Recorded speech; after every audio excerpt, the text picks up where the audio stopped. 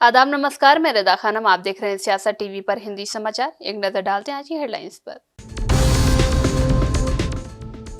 ओडिशा बंगाल की तरफ बढ़ रहा है समंदर का नया दानव दाना। 203 ट्रेनें कैंसिल, हाई अलर्ट पर प्रशासन। महाराष्ट्र कांग्रेस नेता वडेट्टीवार ने कहा, सीट बंटवारे की समस्या सुलझी, 200 से ज्यादा सीटें जीतेगा एनडीए। महाराष्ट्र चुनाव के बीच अनिल देशमुख का बुकबम, डिप्टी सीएम देवेंद्र फडणवीस पर लगाए गंभीर आरोप। आपका भाजपा पर आरोप, कहा हरियाणा से छोड़े जा रहे उद्योगों के प्रदूषित पानी से यमुना का बड़ा अमोनिया। यूपी उपचुनाव के लिए भाजपा ने जारी की कैंडिडेट की लिस्ट। भाजपा पर सपा नेता ने साधा निशाना, कहा 2027 में बनेगी सपा की सरकार। अब समाचार विस्तार से। दाना चक्रवात को लेकर ओडिशा और बंगाल में हाई अलर्ट है। एनडीआरएफ ने दाना चक्रवात से निपटने के लिए ओडिशा में 56 टीमें तैनात की हैं। चक्रवात में आज शाम ओडिशा के तट पर पहुंचने का अनुमान है। ओडिशा सरकार ने तटीय इलाकों से लोगों को निकालने का काम तेज कर दिया है। जानकारी के मुताबिक संवेदनशील इलाकों में 288 बचाव दल तैनात किए गए हैं। इस तूफान का असर पुरी से लेकर पश्चिम बंगाल के तट तक देखने को मिल सकता है। देखिए, आज ये सवेरे सीरियस साइक्लोनिक स्टॉर्म में तब्दील हुआ है और शाम में, रात में और अर्ली सवेरे के बीच में ये लैंडफॉल होने की संभावना है। इसको देखते हुए जो उड़ीसा में है हमारी 20 टीमें तैनात हैं और वेस्ट बंगाल में हमारी 17 टीमें तैनात हैं। इसके अलावा लैंडफॉल का जो इफेक्ट होता है दूसरे स्टेट्स में, इंटीरियर एरियाज़ में, उसको देखते हुए झारखंड और छत्तीसगढ़ और आंध्र प्रदेश के डिस्ट्रिक्ट्स में भी हमारी टीमों की तैनाती की जा रही है। जिस तरह से आपने बताया कि लेट नाइट में होगा, यानी अर्ली नेक्स्ट डे होगा 25 को, तो ये टाइमिंग कुछ टाइम फ्रेम हुआ है कि इतने बजे के आसपास होगा, और मेनली उड़ीसा को हिट कर रहा है या उड़ीसा और वेस्ट बंगाल दोनों को हिट कर रहा है, किस तरह से? देखिए, जो मेन इम्पैक्ट स्टेट्स हैं वो उड़ीसा और वेस्ट बंगाल हैं। जो लैंडफॉल का एरिया है वो पुरी और सागर आइलैंड्स वेस्ट बंगाल के बीच में ये एरिया में लैंडफॉल होगा। ख़ास तौर पर जो इम्पैक्ट एरिया होगा वो भद्रक डिस्ट्रिक्ट उड़ीसा में बताया जा रहा है। इसको देखते हुए उड़ीसा में ख़ास तौर पर 10 डिस्ट्रिक्ट्स जो हैं वो मोस्ट अफेक्टेड बताए जा रहे हैं। जो कोस्टल डिस्ट्रिक्ट्स हैं उसमें पुरी है, गंजाम है, जगत सिंहपुर, केंद्रपाड़ा, भद्रक, बालासोर, ये सब जो मेन जो डिस्ट्रिक्ट्स हैं, कोस्टल डिस्ट्रिक्ट्स, वो अफेक्टेड होंगे। अभी फ़िलहाल जो सूचना हमारे पास है उसमें क्लाउडी कंडीशंस हैं, वहाँ पर लाइट और मॉडरेट रेन्स हो रहे हैं। अभी जो तैयारी चल रही है, इवैक्यूएशन जो है, तकरीबन 1,70,000 से ज़्यादा लोग अफेक्टेड हैं, उनको इवैक्यूएशन किया जा चुका है अभी उड़ीसा में।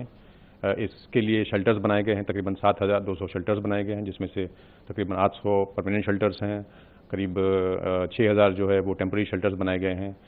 एनडीआरएफ की 20 टीमें लगी हुई हैं। इसके अलावा ऑर्डरएफ जो है स्टेट फोर्स वो लगी है, 51 टीमें उनकी हैं, उनकी स्मॉल टीम्स होती हैं, 10-10 लोगों की टीमें होती हैं। इसके अलावा जो फायर सर्विसेज हैं उड़ीसा के, उनकी भी 220 टीमें लगी हैं जो स्मॉल टीम्स होती हैं।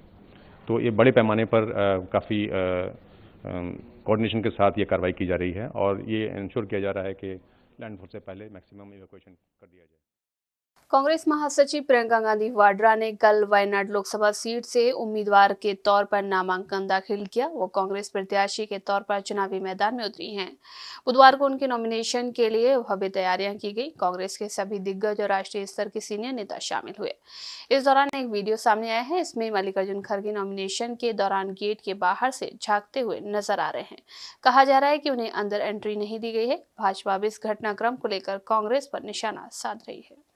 देखिए, हमने दिखाया कि कांग्रेस का अंदर दलितों का पोजीशन क्या है। बाहर राहुल गांधी दिखाता है कि कांग्रेस पार्टी दलितों को समर्थन करता है, दलितों को समता का भागीदारी देता है, लेकिन अंदर खाना का बात कैसा होता है, दलितों को कैसे अपमान किया जाता है।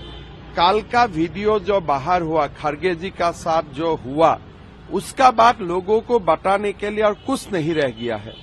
कांग्रेस का पर्दा साफ हो चुका है। दलितों को वो बाहर में दिखाता है कि हम लोग दलितों का साथ है, अंदर में दलितों को अपमान किया जाता है, as a third class citizen treat किया जाता है, अनटचेबिलिटी को प्रैक्टिस किया जाते हैं।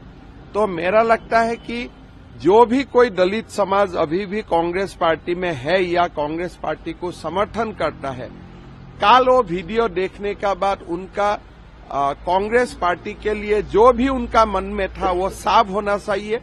कांग्रेस पार्टी में दलितों का कोई सम्मान नहीं है, पिछड़े का कोई सम्मान नहीं है। राहुल गांधी ढोंगी और ड्रामा करते हैं। कांग्रेस नेता और महाराष्ट्र विधानसभा में विपक्ष के नेता विजय वडेट्टीवार ने आज कहा कि सीट बंटवारे की समस्या सुलझ गई है और उन्होंने भरोसा जताया कि विपक्षी गठबंधन महाविकास अघाड़ी 200 सीटों को पार कर जाएगा। उन्होंने कहा कि हम मेरिट के आधार पर चुनाव लड़ने जा रहे हैं। महाराष्ट्र में आज सीट बंटवारे के बाद हमें विश्वास हो गया है कि हम 200 सीटों को पार कर जाएंगे। और एकदम महाविकास आघाड़ी लोगों को जो एक संभ्रम था कि क्या होगा, हमने सबने मिलकर फाइनल किया। पूरा सीट शेयरिंग का प्रॉब्लम अभी सॉल्व हो चुका है और हम लोग संख्या के बल पे चुनाव नहीं लड़ने जा रहे, तो हम लोग मेरिट पे। महाराष्ट्र में सत्ता परिवर्तन करना है तो इसमें सीट शेयर कितना किसने लड़ा ये मायना नहीं रखता है, मायना ये रखता है कि कौन जीतेगा। तो हमारा पूरा आज हम सीट शेयरिंग के बाद में हमें पूरा कॉन्फिडेंस है कि हम 200 के पार जाएंगे और निश्चित रूप से ये महाभ्रष्ट महाचोर युति जो है पूरे महाराष्ट्र को बर्बाद कर चुकी है, इनको सत्ता से हकालने का काम हम लोग जरूर करेंगे। जनता करेगी, जनता ने भी मन बना लिया है। जो एक महाराष्ट्र में ऐसी सरकार इसके पहले कभी देखी नहीं थी। 30 से 35% तक कमीशन और करप्शन बढ़ चुका है। खुलेआम महाराष्ट्र को लूटा जा रहा है। तो जनता ने राय बनाया कि महाविकास आघाड़ी को जैसा पार्लियामेंट में एक ताकत हमें दी और वैसे ही असेंबली में भी जनता को परिवर्तन चाहिए, वो मिलेगा। नाही, ते भेटायला आलेत, आमचे संबंध त्यांच्याशी जुने संबंध आहे आणि त्यामुळे ते मला भेटून गेले आणि त्यांनी काही प्रस्ताव दिला आहे। मी त्यांना सुचवलं आहे की तुम्ही प्रदेशाध्यक्ष आमचे त्या जिल्ह्यातले आहेत नानाभाऊ पटेल, त्या प्रदेशाध्यक्षांची भेट घेऊन तुमचा प्रस्ताव त्यांच्याकडे देण्यासाठी मी त्यांना सांगितलेलं आहे। एनसीपी नेता अनिल देशमुख अपनी आत्मकथा लॉन्च करने वाले हैं। नई किताब एक नया विवाद पैदा कर सकती है क्योंकि इस किताब के कवर पेज का अनावरण महाराष्ट्र विधानसभा चुनाव की वोटिंग से ठीक पहले किया गया है। अनिल देशमुख ने इसमें डिप्टी सीएम देवेंद्र फडणवीस पर गंभीर आरोप लगाए हैं, तो वहीं एंटीलिया प्रकरण, ईडी केस और विरोधियों के आरोपों पर भी कई बातें लिखी हैं। अनिल देशमुख ने तत्कालीन गृह मंत्री रहते हुए पर्दे के पीछे एक कहानी इस किताब के माध्यम से बताई, जिसका नाम diary of A home minister रखा गया है। अनिल देशमुख ने एक्ट पर किताब का कवर पेज जारी करते हुए लिखा, हर सुर्खी के पीछे एक गहरी कहानी छिपी होती है। मेरी रोमांचक राजनीतिक आत्मकथा में छिपे चौंकाने वाले सच को जान मैं मेरी किताब का कवर पेज साझा कर रहा हूँ। कवर पेज के डिस्क्रिप्शन में लिखा हुआ है, diary of A home minister, एक रोचक आत्मकथा, जिसमें वरिष्ठ राजनीतिक नेता अनिल देशमुख ने अपने जीवन के सबसे चुनौतीपूर्ण दौर का खुलासा किया है। इस संघर्ष गाथा की शुरुआत उस वक्त होती है जब कोविड काल में मुकेश अंबानी के घर के सामने विस्फोट से भरी गाड़ी मिलने की घटना ने पूरे देश को झकझोर दिया था। किताब में आगे लिखा है कि महाराष्ट्र के गृह मंत्री के रूप में देशमुख ने अपने कर्तव्यों का निर्वहन किया, लेकिन उन्हें एक ऐसी राजनीतिक साजिश में फंसाया गया जहां भ्रष्ट पुलिसकर्मी, विपक्षी दल और केंद्रीय एजेंसियों ने उन्हें निशाना बनाया। केंद्रीय मंत्री गिरिराज सिंह बिहार में हिंदू स्वाभिमान यात्रा पर निकले हुए हैं। रायपुर एयरपोर्ट पर मीडिया से बातचीत करते हुए भूपेश बघेल ने कहा कि गिरिराज सिंह जहर उगलने वाले नेता हैं। भाजपा धार्मिक उन्माद फैलाने का काम कर रही है। साथ ही उन्होंने कहा कि मंत्री होते हुए भी जिस प्रकार से वो यात्रा कर रहे हैं, क्या उन्होंने जो संविधान की शपथ ली थी उसके अनुरूप है? पहले वो मर्यादा का पालन करें। मंत्री होते हुए भी जिस प्रकार से वो यात्रा निकाले हैं, तो क्या उन्होंने जो शपथ ली संविधान के उनके अनुरूप है? वो पहले मर्यादा का पालन कर ले। सर, आज नॉमिनेशन में जाएंगे? हाँ, बिल्कुल। कांग्रेस नेता प्रियंका गांधी वाड्रा के पति और बिजनेसमैन रॉबर्ट वाड्रा ने कहा कि मैं हमेशा से चाहता था कि प्रियंका संसद में आए, सिर्फ प्रचार ना करे। जहां तक मेरी बात है, मैं लोगों के बीच हूं और अपनी चैरिटी के जरिए जमीन पर काम करता हूं। अगर लोगों को लगता है कि मुझे सक्रिय राजनीति में आना चाहिए और संसद में आना चाहिए तो मैं वो कदम उठाऊंगा।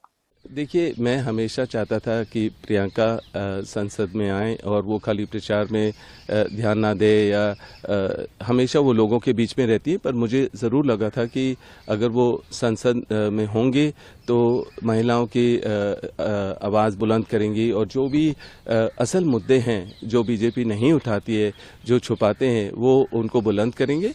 और कांग्रेस पार्टी के लिए भी बहुत ही अच्छा रहेगा कि प्रियंका भी जुड़ेंगी उनके साथ संसद में।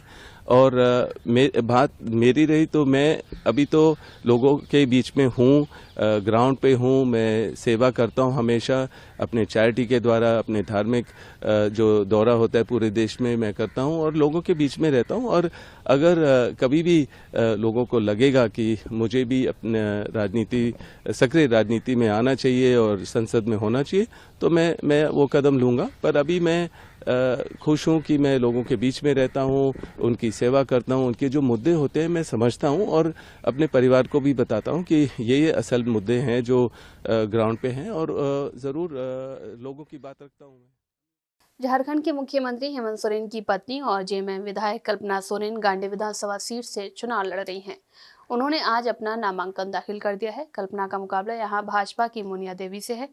कल्पना सोरेन इसी साल उपचुनाव में गांडे से निर्वाचित हुई हैं। एक बार फिर चुनाव में अपनी किस्मत आजमा रही हैं। जेएमएम की राज्यसभा सांसद और रांची से पार्टी के उम्मीदवार महुआ माझी ने भी आज अपना नामांकन दाखिल किया है। नामांकन दाखिल करने के बाद कल्पना ने एक्स पर इसकी जानकारी साझा की है। उन्होंने अपने पोस्ट में लिखा, गांडे विधानसभा के आने वाले लोगों की सेवा करने के लिए आगामी विधानसभा चुनाव में जेएमएम उम्मीदवार के रूप में मैंने आज नामांकन पत्र दाखिल किया है। जेएमएम विधायक कल्पना ने आगे लिखा है कि गांडे विधानसभा की जनता का स्नेह, आदरणीय बाबा दिशोम गुरुजी और माँ का आशीर्वाद तथा हेमंत का साथ ही मेरा हौसला है, मेरी ताकत है, मेरा विश्वास है। जीतेंगे गांडे, जीतेगा झारखंड, एक ही नारा हेमंत दोबारा। अब बात कल्पना सोरेन के उपचुनाव के प्रदर्शन की करें तो उन्हें गांडे सीट पर 1,09,827 वोट मिले थे। उन्होंने बीजेपी के दिलीप वर्मा को हराया था। दिलीप वर्मा के समर्थन में 82,678 मतदाताओं ने वोट किया था। 2019 में जेएमएम के सरफराज अहमद ने जब ये सीट जीती थी तब उन्हें कल्पना के मुकाबले कम वोट मिले थे। इस बार बीजेपी ने गांडे में दिलीप वर्मा को टिकट नहीं दिया है। आपने भाजपा पर दिल्ली की हवा को प्रदूषित करने के बाद पानी को जहरीला करने का आरोप लगाया है। उन्होंने कहा कि हरियाणा से छोड़े जा रहे उद्योगों के प्रदूषित पानी से वजीराबाद बैराज में अमोनिया का स्तर काफी ज्यादा बढ़ गया है। इससे वजीराबाद, सोनिया विहार व भागीरथी वाटर ट्रीटमेंट प्लांट के उत्पादन पर असर पड़ा है। देखिए, ये तो बिल्कुल जो है सर्टिफाइड बात है, सत्यापित बात है कि यमुना के अंदर जो इंडस्ट्रियल वेस्ट आता है वो सोनीपत पानीपत से आता है। और जब हम सुप्रीम कोर्ट जाते हैं और सोनीपत पानीपत से वेस्ट बंद हो जाता है तो यमुना के अंदर अमोनिया अपने आप ठीक हो जाता है। इसमें कोई जो है झूठ नहीं है। ये बात हरियाणा सरकार भी जानती है, ये भारतीय जनता पार्टी भी जानती है। और सर्दियों में क्योंकि तापमान कम हो जाता है इसलिए वो अमोनिया जो है वो उड़ नहीं पाता है, वो डाइल्यूट नहीं हो पाता है, इसलिए जो है वो अमोनिया की दिक्कत ज्यादा आती है। दिल्ली में वायु प्रदूषण अब लोगों की सेहत के लिए खतरनाक साबित होने लगा है। दिल्ली में लगातार खराब होती आबोहवा के बीच अस्पतालों में स्वास्थ्य संबंधी मामलों में 30 से 40% की वृद्धि दर्ज की गई है। विशेषज्ञों ने कहा है कि बच्चे और बुजुर्ग प्रदूषण के दुष्प्रभाव के प्रति सबसे ज्यादा संवेदनशील हैं। उन्होंने लोगों को घर से बाहर नहीं निकलने और धूल के संपर्क में आने से बचने की सलाह दी है। को डाइवर्ट कर दिया जाए, इसके लिए ट्रैफिक पुलिस के लोग अदर स्टेट्स के नेबरिंग जो स्टेट हैं उनके साथ भी कोऑर्डिनेशन करेंगे। तीसरा जो डिस्कशन जो हमने किया है कि कैसे जो दिल्ली के ऑफिसेज हैं, सरकारी ऑफिसेज हैं, सेंट्रल गवर्नमेंट और स्टेट गवर्नमेंट की जो टाइमिंग है उसको जो है वो चेंज किया जाए, जिससे एक साथ ज़्यादा से ज़्यादा जो गाड़ियां हैं वो सड़कों पे जो है वो न रहें। इसी तरह से जो डीजल बस जो चारों तरफ से आ रही हैं, सरकारी बसों के लिए तो हमने वहाँ के परिवहन मंत्रियों को चिट्ठी ऑलरेडी लिखी है, लेकिन बहुत सारी प्राइवेट डीजल की बसें दिल्ली में आती हैं। उसके लिए ट्रांसपोर्ट डिपार्टमेंट को ये डिस्कशन हुआ है कि वो इसके लिए एक स्पेशल ड्राइव चलाए कि जो प्राइवेट गाड़ियां हैं BS3, BS4 की, उनके खिलाफ भी जो है वो कार्रवाई किया जाए। हमने LG साहब से भी निवेदन किया है आज कि सेंट्रल गवर्नमेंट से बात करें और दिल्ली के अंदर कम से कम पायलट बेसिस पे इस बार जो कृत्रिम वर्षा है, आर्टिफिशियल रेन है, उसको लेकर के जरूर हम लोग प्रयोग करें, जिससे कि इमरजेंसी सिचुएशन में जो है वो इस पर कार्रवाई हो सके। उन्होंने ये आश्वासन दिया है कि केंद्र सरकार से वो इसको लेकर के भी वो भी बात करेंगे। तो ये मुख्य तौर पर बिंदु हैं जिसके लेकर के आज डिस्कशन हुआ है और आगे इसको और कैसे बेहतर बनाया जाए उसके लिए जो है वो डायरेक्शन जारी कर। यूपी में विधानसभा की 7 सीटों करहल, कुंदरकी, गाजियाबाद, फूलपुर, मजवा, कटेहरी, खैर पर उपचुनाव के लिए भारतीय जनता पार्टी ने प्रत्याशियों का ऐलान कर दिया है।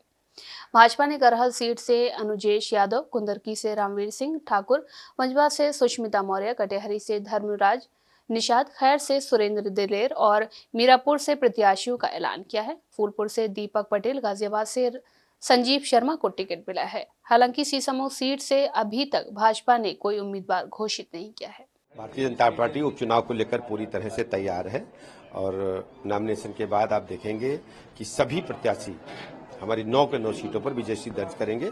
माननीय मोदी जी की गरीब कल्याण योजनाएं जन जन तक पहुंची हैं और उत्तर प्रदेश सरकार के डेवलपमेंट और लाइन ऑर्डर पर हम जनता के बीच में हैं। जनता का आशीर्वाद भारतीय जनता पार्टी के साथ है। उनसे हमारा कोई सर उनका इंटरनल मैटर है। भारतीय जनता पार्टी सभी सीटों पर विजय दर्ज करेगी। कांग्रेस नेता सुरेंद्र राजपूत ने भाजपा नेता गिरिराज सिंह के बयान पर पलटवार करते हुए कहा कि इंडिया गठबंधन 9 की 9 सीटों पर चुनाव लड़ेगी और जीतेगी भी, क्योंकि हमारे लिए महत्वपूर्ण है देश में सुरक्षा और देश में शांति। इसके अलावा संविधान की रक्षा हो या देश का बहुदलीय लोकतंत्र सलामत रहे। वहीं वायनाड से चुनाव जीतने के बाद वायनाड को 2 नए सांसद मिलने जा रहे हैं, जिससे श्रीमती प्रियंका गांधी और राहुल जी हैं। इंडिया गठबंधन 9 की 9 सीटों पर चुनाव लड़ रहा है। सिंबल हमारे लिए महत्वपूर्ण नहीं है। हमारे लिए महत्वपूर्ण भारतीय जनता पार्टी के कुशासन का अंत है। हमारे लिए महत्वपूर्ण जो लोग बहराइच का दंगा करा रहे हैं उनका खात्मा जरूरी है। हमारे लिए इम्पोर्टेंट ये है कि कहीं न कहीं देश में सुरक्षा हो, शांति हो, संविधान की रक्षा हो और देश में बहुदलीय लोकतंत्र सलामत रहे। और जिस तरीके से जाति जनगणना के विरोधी लोग, आरक्षण के विरोधी लोग लगे हुए हैं, उनके खिलाफ इंडिया गठबंधन एक है और 9 की 9 सीटों पर चुनाव लड़ेगा। जिस तरीके से श्री अखिलेश यादव जी ने हरियाणा में एक बड़ा दिल दिखाया, वही सारी भाव के साथ हम लोग चुनाव लड़ेंगे और 9 की 9 सीटों को जीतेंगे। भाई हमारे लिए तो हमारा देश परिवार है। वायनाड से लेकर के कश्मीर तक हमारे परिवार का हिस्सा है। अरुणाचल से लेकर राजकोट तक पूरा हिंदुस्तान हमारे परिवार का हिस्सा है। अब गिरिराज सिंह किस परिवार की बात कर रहे हैं ये गिरिराज सिंह जाने। अब गिरिराज सिंह का परिवार नागपुर वालों का परिवार होगा। गिरिराज सिंह हो सकता है शादी न किए, हो सकता है उनके बीवी बच्चे न हो। ये सब इस तरीके की बात कर रहे हैं। शहीदों के परिवार के बारे में उल्टा सीधा बोलने वाले लोग, जिसने देश को कई प्रधानमंत्री दिए, जिसके 2-2 प्रधानमंत्री देश पर शहीद हुए, जो परिवार 48 साल लगातार स्वतंत्रता संग्राम में जेल में रहा, अब उस परिवार के ऊपर कुछ ओछे लोग टीका टिप्पणी करते हैं तो शुद्ध रूप से अपनी थेथरई बतियाते हैं। इसके अलावा उनको महत्व देने की आवश्यकता नहीं है। श्रीमती प्रियंका गांधी जी ऐतिहासिक मतों से चुनाव जीतने जा रही हैं। वायनाड को 1 नहीं 2 सांसद मिल रहे हैं। श्री राहुल गांधी जी और श्रीमती प्रियंका गांधी जी के रूप में वायनाड से 2 सांसद मिल रहे हैं। समाजवादी पार्टी के कार्यालय के बाहर 27 का सत्ताधीश शीर्षक से पोस्टर लगाया गया है। इस पोस्टर पर सपा के मुखिया अखिलेश यादव की तस्वीर भी लगाई गई है। ये पोस्टर संत कबीर नगर के सपा नेता जयराम द्वारा लगाया गया है। इस पर सपा सांसद अवधेश प्रसाद ने कहा कि 2027 में अखिलेश यादव के नेतृत्व में एक मजबूत सरकार बनेगी। अच्छा विचार है और ये विचार ही देश को बचाएगा और संविधान को बचाएगा। और बाबा साहब डॉक्टर भीमराव अंबेडकर और डॉक्टर राम मनोहर लोहिया, आचार्य नरेंद्र देव और तमाम जो हमारे देश के अमर सपूत हुए हैं, शहीद हुए हैं, उनके सपनों का भारत अगर कोई बना सकता है तो यही जो दोनों लोगों का आपसी सूझबूझ है, आपसी विचारधारा मजबूत हुई है। ये विचारधारा ही एक महान हिंदुस्तान बनाएगी। गैर मान्यता प्राप्त 4000 मदरसों की फंडिंग की जांच करने की सरकार ने जांच करने का आदेश जारी कर दिया है। मदरसों की जांच ATS को सरकार की मंशा मदरसों के बारे में अच्छी नहीं है और किसी न किसी रास्ते से मदरसों की संख्या कम करना चाहते हैं और मदरसे में पढ़ने वाले मदरसीन को, जो गरीब बच्चे होते हैं, जिन्हें एक अच्छी तालीम दी जाती है मदरसों में, हमारा तो कई मदरसों से ताल्लुक रहा, जाने का मौका मिला है, उनके कार्यक्रमों में भी मैंने भागीदारी लिया है और नजदीक से परखा है। ये मदरसे ज्यादातर तो गरीबों के मोहताज जो लड़के होते हैं उनको तालीम देते हैं और तालीम, प्रेम, मोहब्बत, आपसदारी और देश को मजबूत करने की तालीम देते हैं। भाजपा प्रवक्ता शहजाद पूनावाला ने प्रियंका गांधी को वायनाड से टिकट देने पर कहा कि जिसकी जितनी आबादी उतना हक कहने वाली पार्टी अपना वादा भूल गई है। जो आबादी वहां की है उसको टिकट देना चाहिए था, वहां आम आदमी को टिकट नहीं मिलेगा। कांग्रेस पारिवारिक कंपनी है। इस पर आरजेडी नेता मृत्युंजय तिवारी ने पलटवार करते हुए कहा कि जो लोग भाई भतीजावाद के बारे में इतना ज्ञान फैलाते हैं उन्हें अपनी जिंदगी में झांकना चाहिए। इन लोगों को क्या पता है परिवार का मतलब? ये जो परिवारवाद पर ज्ञान दे रहे हैं, पहले अपने गिरेबान में झांके, सामने आईना रख लें तो पता चल जाएगा। ये देश में बीजेपी जितना आरोप विपक्ष पर लगाती है, अपने गिरेबान में नहीं झांकती है। तो परिवारवाद पर अगर एक उंगली इधर उठाएंगे तो बीजेपी के इधर 4 उंगली। बिहार के पूर्व डिप्टी सीएम और नेता प्रतिपक्ष तेजस्वी यादव के बयान पर बिहार में सियासत शुरू हो गई है। तेजस्वी ने झारखंड के चतरा में कहा है कि भाजपा ने उनके चाचा और बिहार के सीएम नीतीश कुमार को हाईजैक कर लिया है। तेजस्वी के इस बयान पर अब जेडीयू ने पलटवार किया है। आज जेडीयू के प्रवक्ता नीरज कुमार ने कहा कि लालू को किसने हाईजैक किया है, टिकट वितरण में कहां है लालू। देखिए, ये राजनीति के छुरछुरी पटाखा हैं तेजस्वी यादव। ये रात में लाइव करते हैं, दिन में लाइव नहीं करते हैं, और चतरा के रास्ते में। और राजनीति में जिसको कहा जाता है कि पिछड़ा हुआ खिलाड़ी हैं, चूंकि वेतन घोटाला के आरोपी हैं, तो इनको सद्भाव बिगड़ने का अंदेशा है। कौन माई का लाल पैदा लिया नीतीश कुमार जी के शासन तंत्र में? 19 वर्ष का शासन है, काल है। ये नसीब आपके पिताजी को था कि भागलपुर के दंगे के मुख्य अभियुक्त को, जहां पशु मेला लगता था, वहां दंगाई का मेला लगा के चांदी का मुकुट पहनाए थे। स्मरण नहीं है तेजस्वी यादव जी कि आपके पिता ने, हम पर आरोप लगाते हैं, 29 दिसंबर 1989 को पार्लियामेंट के अंदर में कहा, लोकसभा में, कि भागलपुर को बदनाम करने के लिए, बीजेपी को बदनाम करने के लिए, आरएसएस को बदनाम करने के लिए। तो प्रमाण पत्र कौन जारी कर रहा था? आपके पिता ने जारी किया। और हम तो बापू टावर बनाकर बापू का सम्मान करते हैं, और आप संपत्ति टावर बनाते हैं और कानून के साथ कोई छेड़छाड़ कर देगा, दंगा फैला देगा, नरसंहार कर देगा। नीतीश कुमार जी के शासन तंत्र का जो इंजेक्शन होता है ना, वह जब पड़ता है तो माननीय सर्वोच्च न्यायालय तक उसका हनक कायम। पिछले कुछ दिनों से भारत और कनाडा के बीच के संबंधों में खटास आई है। इसके लिए भारत ने कनाडा के प्रधानमंत्री जस्टिन ट्रूडो को पूरी तरह से जिम्मेदार ठहराया है। वहीं कनाडाई प्रधानमंत्री जस्टिन ट्रूडो ने अब एक नई घोषणा कर दी है, जो कि कनाडा में रह रहे अप्रवासी भारतीय लोगों की खासी परेशानी का सबब बन गया है। कनाडा के प्रधानमंत्री ट्रूडो ने एक्स पर एक पोस्ट में कहा कि हम कनाडा में विदेशी कामगारों की संख्या में कमी करने वाले हैं। ट्रूडो ने पोस्ट में आगे लिखा है कि हम कंपनियों के लिए सख्त नियम लेकर आ रहे हैं, जिससे कि वो ये साबित कर सकें कि वो पहले क्यों कनाडा के कर्मचारियों को नियुक्त नहीं कर सकते। भारतीय अप्रवासी कामगारों और छात्रों को पहले ही कम प्लेसमेंट मिलने के कारण काफी परेशानी का सामना करना पड़ रहा है। वहीं ट्रूडो के इस घोषणा के बाद हालात और भी खराब हो जाएंगे। प्रधानमंत्री जस्टिन ट्रूडो की लिबरल सरकार ने कई सालों के बाद पहली बार देश में आने वाले अप्रवासियों की संख्या में भारी घटाव करने जा रही है। एक न्यूज रिपोर्ट के मुताबिक जस्टिन ट्रूडो ने 2025 में नए अस्थायी निवासियों को घटाकर 3,95,000 करने का फैसला किया है। वहीं 2025 में अस्थायी प्रवासियों की संख्या 30,000 घटकर करीब 3 लाख रह गई है। हिंदी समाचार बस यहीं समाप्त होता है। मुझे दे इजाजत। बाकी खबरों के लिए बने रहें सियासत टीवी के साथ।